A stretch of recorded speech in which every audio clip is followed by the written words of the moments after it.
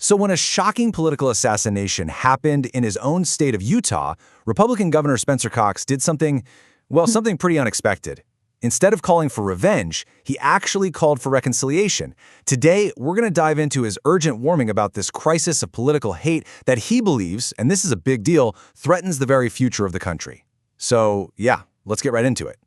You know, what's really striking here is just how Governor Cox frames the stakes. I mean, listen to that quote. This is not about some feel-good kumbaya moment, like his critics love to say. For him, the goal is way more urgent, way more fundamental. It's about stopping this slide into deadly political violence. So, to really get why he's so urgent about this, you have to look at the context, right? The attack in Utah, it didn't just happen in a vacuum. It wasn't some random isolated event. No, it was actually the culmination of this really terrifying pattern of escalating violence. Okay, just take a look at this timeline. In just the 1 year leading up to the murder of conservative commentator Charlie Kirk, think about this. The country saw an attempted assassination of a presidential candidate, the firebombing of a governor's home, and the murder of state lawmakers and their spouses. This was a nation on a really, really dangerous path, with the violence just getting more frequent and more deadly. So, in this moment of just sickness, disbelief, and intense anger, Governor Cox makes this really crucial choice. Of course, he promised to bring the killer to justice, but at the same time, he started looking for a deeper response, one that could get at the root cause of the violence, not just this one horrific symptom. So what did Governor Cox do publicly? How did he respond? Well, he issued this really unconventional call for self-reflection. And as you can probably guess, that call immediately drew fire, especially from his own side of the aisle.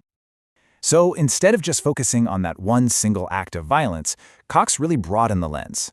He made a point to acknowledge the attacks on both Republicans and Democrats, and then he made this plea for every single American to just stop and think about the path we're all on.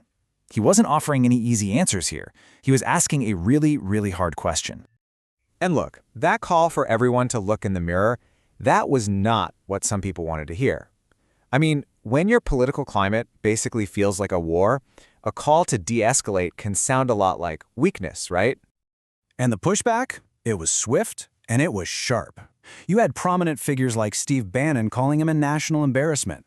The criticism pretty much boiled down to this, that Governor Cox was just being naive, trying to hug it out when he should have been fighting back. And honestly, this is where you really see that whole outrage economy at work, isn't it? In a system that actually rewards conflict, a call for calm can feel like you're betraying the cause. All right, so if the problem really runs this deep, what does Governor Cox think is the actual root cause? What's the disease behind all these violent symptoms? Let's take a look at his diagnosis. Yeah, he has a very specific idea about what's poisoning our public life. And for him, it's not just about politicians or policies. He believes it's the technology we're all using every single day. And he does not mince words about it. He calls it a cancer. He argues that these social media platforms are literally designed to amplify our worst instincts, just pushing us toward division and hate because, well, that's what gets profit and engagement. And the specific mechanism he's talking about, it's something he calls outrage algorithms. The thing to remember is these platforms aren't neutral. They are specifically programmed to figure out what makes you angry and then just feed you more of it. Why? Because outrage is one of the best ways to keep you glued to your screen, to keep you scrolling. So here's the really crucial point he makes. Cox believes we're all trapped in a system that's creating a chemical addiction to outrage. You know those little dopamine hits we get from seeing our opponents get dunked on or vilified? Well, in his view, that is literally rewiring our brains and just destroying our ability to see each other as fellow human beings, as fellow citizens. But Cox isn't just about diagnosing the problem, right? He's a governor. He's an executive, so he's focused on action. For years now, he's been trying to actually model a solution. So let's dive into how he puts these ideas into practice with his Disagree Better initiative. And this isn't new for him. This goes all the way back to his 2020 campaign for governor. I mean, think about it. Typical campaigns are built on attack ads, right? Well, Cox did the exact opposite. He flat out refused to run negative ads and even filmed a joint ad with his Democratic opponent, Chris Peterson, where they both called for a better way in politics. Pretty amazing. And he didn't stop in Utah. He decided, hey, let's take this message national. So when he became the chair of the National Governors Association, he used that platform to launch Disagree Better. And this wasn't just some press release either. He brought together dozens of governors, we're talking Republicans and Democrats, to actually tour the country and show people what healthy, passionate disagreement can actually look like. And this right here is the core idea. It's not about abandoning your principles. It's not about meeting in the middle on every single issue. It's about changing your assumptions. It's about starting from a place where you don't automatically assume the person you disagree with is evil or deluded or just plain stupid.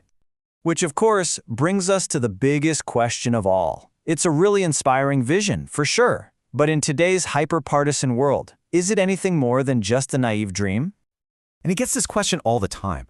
Governor, in a world this divided, isn't this whole approach just naive?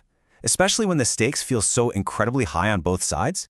And his answer is fascinating. He actually embraces the label. He argues, hey, the American founders were naive to think they could build a whole new kind of country. He says it was naive to think the nation could ever rebuild after a brutal civil war.